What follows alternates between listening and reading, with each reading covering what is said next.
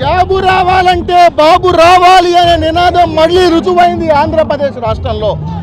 ఏదైతే గతంలో జగన్మోహన్ రెడ్డి జాబు రావాలంటే బాబు పోవాలి అనే విష ప్రచారం చేశాడో, ఆంధ్రప్రదేశ్ రాష్ట్రంలో 24,000 డిఎస్సీ పోస్టులు ఖాళీగా ఉన్నాయి, అధికారులకు వచ్చే వెంటనే భర్తీ చేస్తా, ప్రతి జనవరికి మెగా డిఎస్సీ ఉంటుందని చెప్పిన జగన్మోహన్ రెడ్డి చివరకు ఎన్నికల స్టంట్లో భాగంగా 5 సంవత్సరాలు దగా చేసి కేవలం 7,000 పోస్టులే ఉన్నాయని చెప్పింది జగన్మోహన్ రెడ్డి. మరి ఈరోజు ఆంధ్రప్రదేశ్ రాష్ట్రంలో ఒక్క డిఎస్సీ పోస్టును భర్తీ చేయకపోవటం వల్ల యువత, విద్యార్థులు, నిరుద్యోగులందరూ సరైన తీర్పిచ్చి జగన్మోహన్ రెడ్డిని గద్దె దింపారు.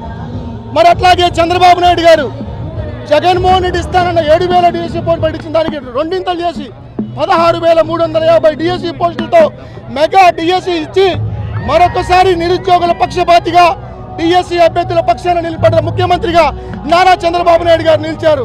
జాబులు ఇచ్చేది బాబే, తెచ్చేది బాబే అని నిరూపించిన సందర్భంగా ఈరోజు గుంటూరులో చంద్రబాబు నాయుడు గారికి థ్యాంక్ యూ సీఎం సార్ పేరుతో గుంటూరు పశ్చిమ నియోజకవర్గ ఎమ్మెల్యే గారు గల్లా మాధవ్ గారి నేతృత్వంలో ఈరోజు థ్యాంక్ యూ సీఎం సార్ పేరుతో కృతజ్ఞత ర్యాలీ చేపడతా ఉన్నాం.